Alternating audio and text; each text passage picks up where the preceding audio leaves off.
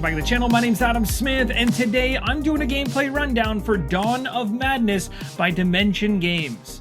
Within this gameplay rundown, I'm going to take you through a quick breakdown of 10 gameplay elements focused on things like core mechanics, decision-making, actions, and the general flow of gameplay to highlight a number of things about the gameplay that might interest you. Now, if you're somebody that's looking into this one, it's worth mentioning that this is back on GameFound for the complete collection, and if you want to find that campaign page for more information, I've got it for you in the pinned comment and video description as well as on screen right now. Now, for those that want to see the game in action, I've got you covered there as well. I've got a full showcase on this one, not only including an unboxing of the experience, but also the how to set up video and how to play series of a full solo playthrough. I'll put the entire showcase in the top right-hand corner right now. For those unfamiliar with Dawn of Madness, it is a story-driven cooperative game of survival horror for 1 to 4 players. It's set in the same universe as a previous game they created known as Deep Madness, but this one is completely standalone, unique, and it aims to be a terrifying gaming experience. During a game of Dawn of Madness, you're going to assume the role of wanderers trapped in a feverish hellscape surrounded by the distorted echoes of their own history.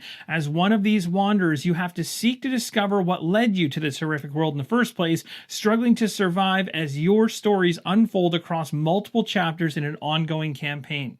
Without further ado, let's dive into my quick breakdown of 10 gameplay elements of Dawn of Madness in no particular order, starting with number 1. When you enter a game of Dawn of Madness, you've awoken into a place that shouldn't exist. Everywhere you look, something is wrong, twisted, unreal, almost like a nightmare you can't wake up from. You don't remember how you got here, your thoughts are kind of scattered, your memories are broken like shattered glass. Still, something about this place feels familiar. Glimpses of your past flicker through the madness, haunting you into a shifting, warped world around you. But the weirdest part, you're not alone. Strange, impossible creatures are going to come through the shadows, crawling, slithering, and watching you. They're horrifying to look at, yet somehow you know them. They're almost familiar to you, and that's what truly terrifies you. My first gameplay element I want to highlight is the Wanderer stage and the Finale stage structure. The game itself is split into 2 acts. You have the Wanderer stage first, which you'll set up at the beginning, where you reconstruct a character's fractured memories. That is the overall drive. And then the Finale stage comes, where everything you've learned to that point crashes into a single narrative ending confrontation.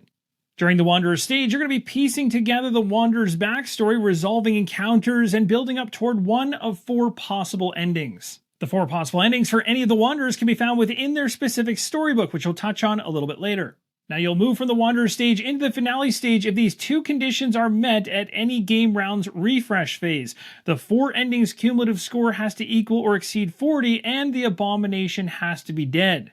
You can also shorten or lengthen the requirements of that 40 points up to 50 if you want a longer game, or a shorter game you can actually reduce it down to 30. But either way, when you get into the finale, you'll head to the ending that pertains to your character in their storybook. So, for example, here for Catherine, let's say we went to ending A.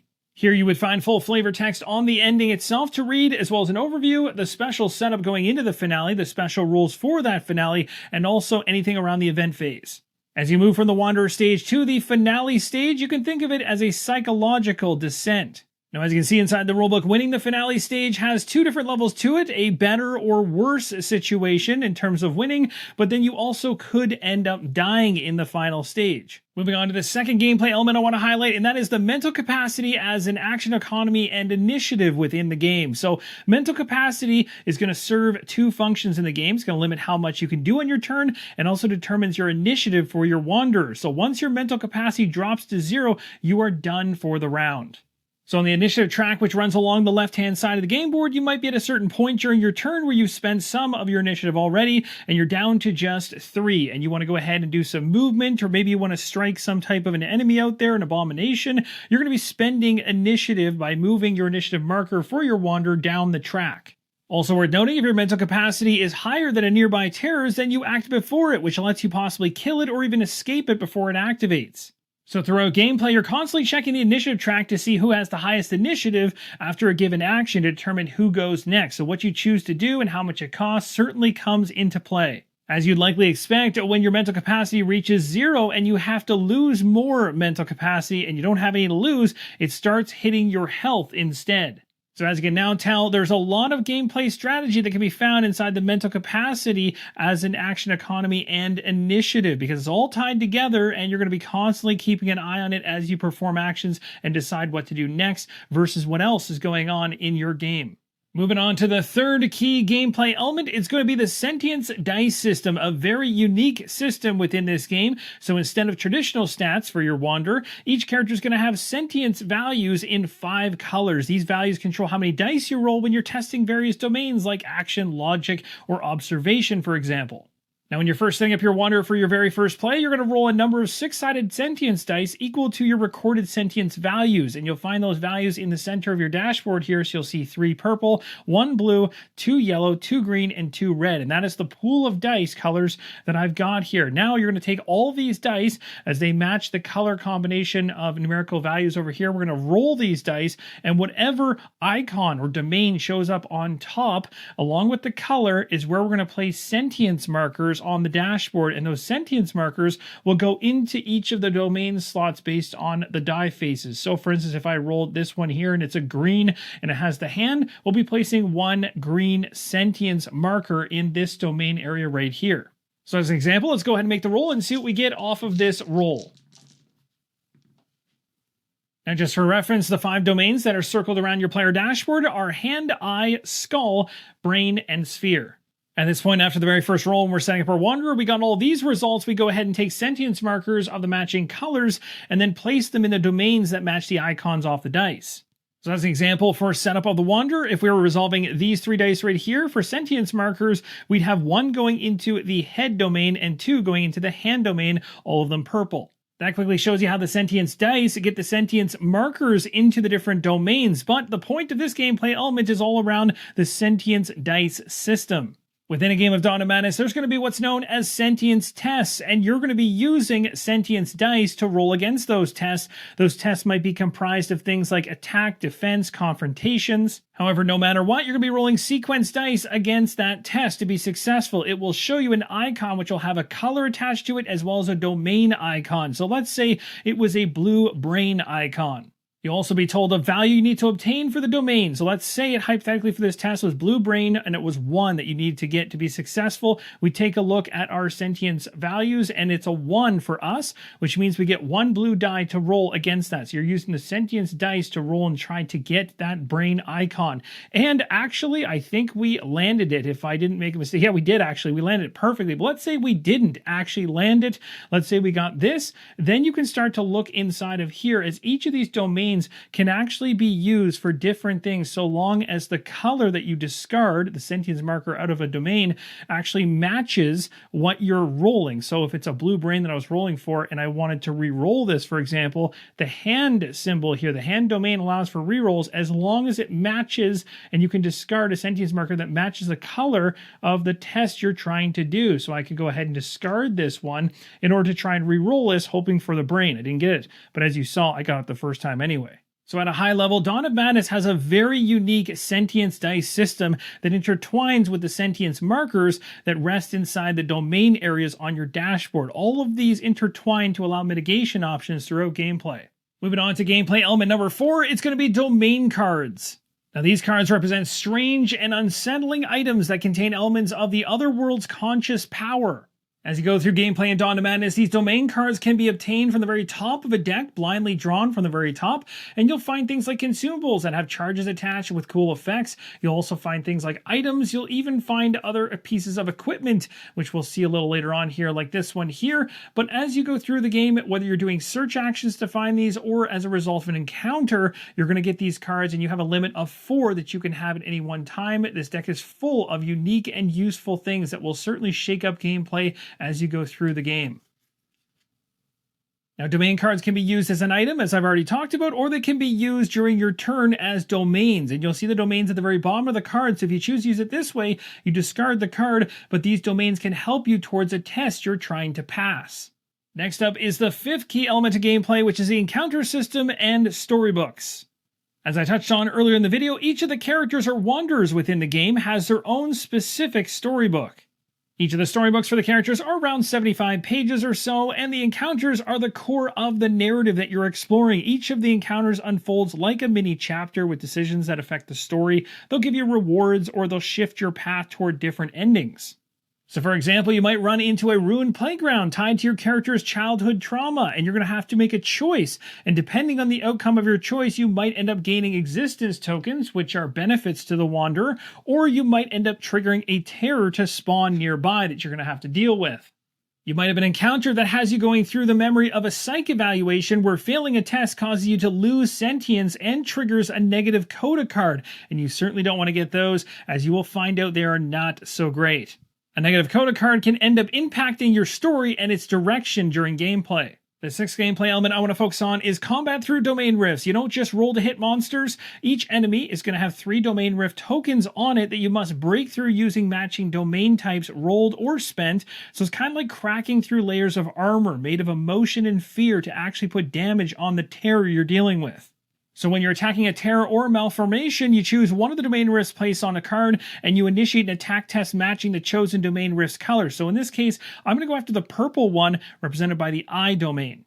At this point, based on a sentience sheet, I've been keeping track of my sentience values, which I talked about earlier in the video, start off at the default values you can see here in the dashboard, but over the course of the game are going to increment, going down or up. Things will change. You grab as many dice of the specific color domain you're going after, and you roll those dice towards that domain.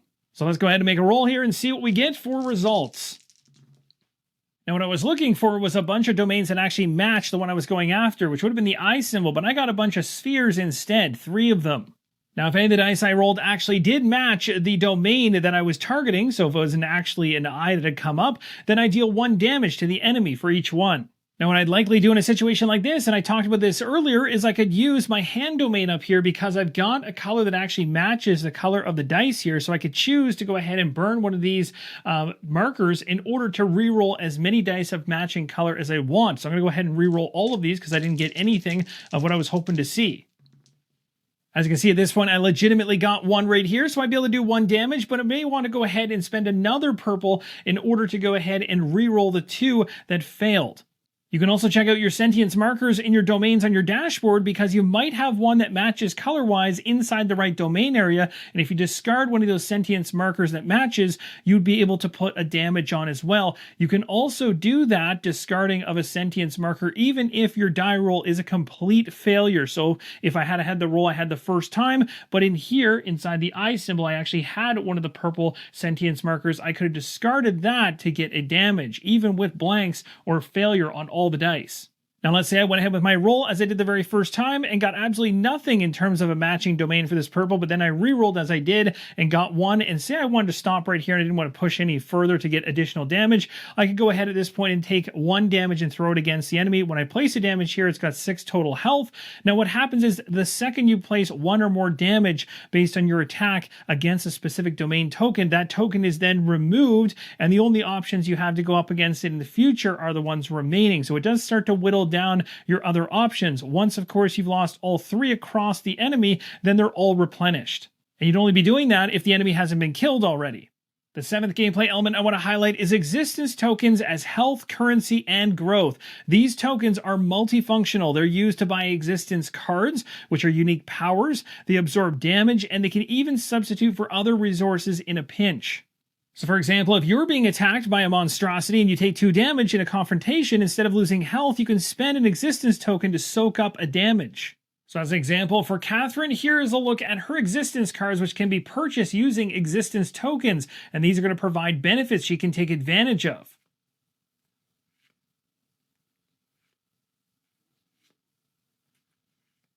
The 8th gameplay element I want to highlight is the confrontation mechanic versus the Abomination. You can't just hit the Abomination. Instead, you have to draw confrontation cards, which come from a specific deck for that Abomination. Every confrontation card will have specific requirements on it to test and match against domain patterns, just like a puzzle. So as long as you match the puzzle, you can land the hits, and you can also use Coda cards to boost your roll on top of it. It's also worth mentioning, even if you fail a confrontation, it still lets you exhaust the Coda card, making it useful later, even if you didn't land the hit. So that's got an interesting element of turning story impact into a mechanical edge for gameplay later on. The ninth gameplay element is all around Coda cards and Sentience evolution. You're going to see when you gain a Coda card during gameplay, it's going to come like this, and they are tailored to your character. So this one you can obviously see says anything for Catherine. So this is only for Catherine, and you'll see below it's going to modify Sentience values, whether it increases them or even decreases them. You'll be keeping track of these on a pad of paper, again off to the side, because what's on your dashboard for your character is only what it starts at, but it's modifying as you gain these Coda cards. It's worth mentioning that these Coda cards can be chosen to be flipped over and provide bonuses in confrontation tests. Now, using the backside of these Coda cards can also be used to harm the Abomination, which is a key way to use these Coda cards. Now, after that, the Coda card is considered to be exhausted. However, what's on the very front in terms of what it's doing for modification to the sentience values of your character remain permanent. In this way, it ensures that the story fragments are going to remain intact, but this card can be flipped and used to aid wanderers in their fight against the all-consuming Abomination. The final game element I wanted to highlight is Malformation and death mechanics. When a wanderer dies in this game, a Malformation is going to spawn, which is a monstrous reflection of their inner trauma. Each death is going to permanently reduce your health via withered cards. Here's what the withered card looks like, and they're all the same, and they're going to have your health reduced by 1. So after dying, you return to life with 1 less XP, but now you have a grotesque version of yourself roaming around the board targeting you. For example, here's Malformation number 1. I'm not going to show any further beyond this one, as I don't want to ruin anything spoiler-wise. Now, the third time you die in the game, something really bad happens. Your third Malformation is spawned, and it's really tuned to be far deadlier, with new domain risks and a passive ability linked to your own failures. And that, my friends, wraps up my gameplay rundown for Dawn of Madness from Diemension Games, currently on GameFound right now. You can find a link to that campaign in the pinned comment and video description. And for those of you that want to actually see gameplay in action, I've got you covered there with a full showcase, an unboxing of this game, a how to set up video, and also the playthrough in a solo capacity to help you make an informed decision. Let me know in the comments down below if you found this video helpful, and leave a like if you did. Thank you guys so much, and as always, keep on rolling solo.